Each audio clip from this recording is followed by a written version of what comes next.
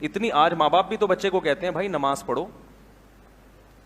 مولوی صاحب ہمارے بچے کو اتنا دیندار بنا دیں کہ نماز روزے پہ آ جائے, تھوڑا ابا اماں کی فرما برداری سیکھ لے. اس سے آگے جانے کی بچے کو بھی اجازت.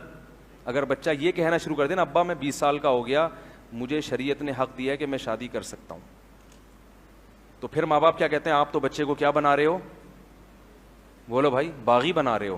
تو اس کا مطلب ہے کہ بچے کو آپ اتنا اسلام سکھانا چاہتے ہو کہ وہ آپ کے حقوق سیکھ جائے, خدا کے حقوق وہ نہ سیکھے, اور اپنے حقوق کیا ہیں یہ بھی اس کا بھی اس کو نہ پتا ہو.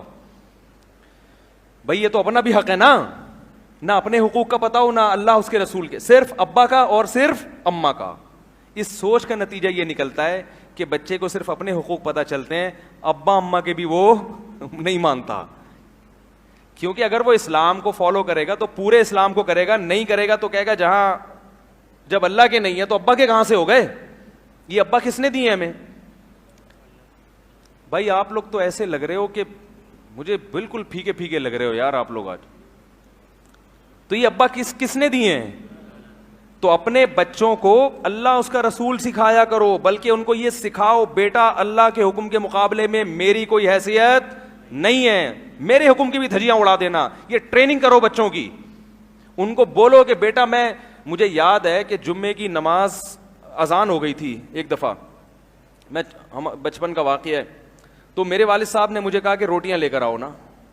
میں نے کہا والد صاحب سے کہ جمعے کی اذان ہو گئی ہے اور اذان کے بعد خرید و فروخت منع ہے. حالانکہ والد صاحب کو بھوک بھی لگ رہی تھی, تھوڑا سا وقتی طور پہ ناراض ہوئے لیکن پھر الحمدللہ خوش ہوئے. وہ پھر انہوں نے دوبارہ نہیں مجھے کہا, ان کی توجہ نہیں تھی نا اس طرف. تو میں نے کہا بھائی جمعے کی اذان کے بعد خرید و فروخت کیا ہے. اب اگر وہ فورس کرتے, میں باپ ہو کے تو میں کہہ رہا ہوں ہاں, تو میرے دل سے کیا ہوتا, باپ کی عظمت نکلتی کہ نہیں نکلتی.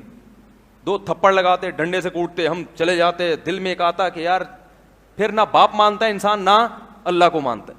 تو والدین آج خود اولاد کو باغی بناتے ہیں. بھائی ان کو سکھاؤ کہ بیٹا اللہ پہلے, دیکھو اللہ کو مان لیا نا تو خدا کی قسم وہ تمہاری ایسی خدمت کرے گا جس کا تم تصور بھی نہیں کر سکتے. کیونکہ اللہ نے کہا ہے کہ میرے بعد سب سے پہلے کون ہے, باپ اور ماں, بیوی بچے بعد میں تمہارے والدین پہلے. اور ان کو خوش کیے بغیر تم جنت میں نہیں جا سکتے, ان کو ناراض کر کے تم جنت میں نہیں جا سکتے. یہی تانے آج کل مولویوں کو دیے جاتے کہ نہیں دیے جاتے.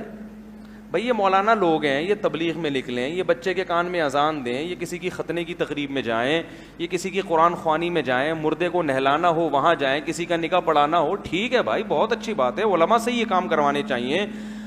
لیکن یہ ہمیں بتائیں گے کہ تجارت ملک میں کیسے ہونی چاہیے ہیں, یہ ہمیں سمجھائیں گے. یہ مولوی ہمیں سمجھائیں گے, یہ ہمیں سمجھائیں گے کہ سیاست کیسے ہونی چاہیے. ان کو تو انگلش نہیں آتی. وہ تو شکر ہے اس زمانے میں انگلش تھی نہیں, ورنہ شعیب علیہ السلام کو, میں بار بار بتا دوں انگلش کے ہم خلاف نہیں ہے, بہت ضروری زبان ہے, سیکھیں. مگر یہ کوئی سیدھے راستے کا معیار نہیں ہے.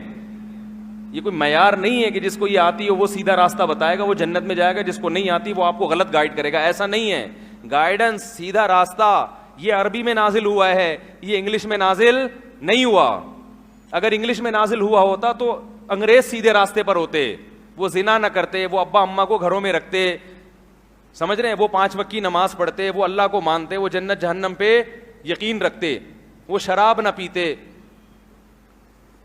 وہ توحید پرست ہوتے.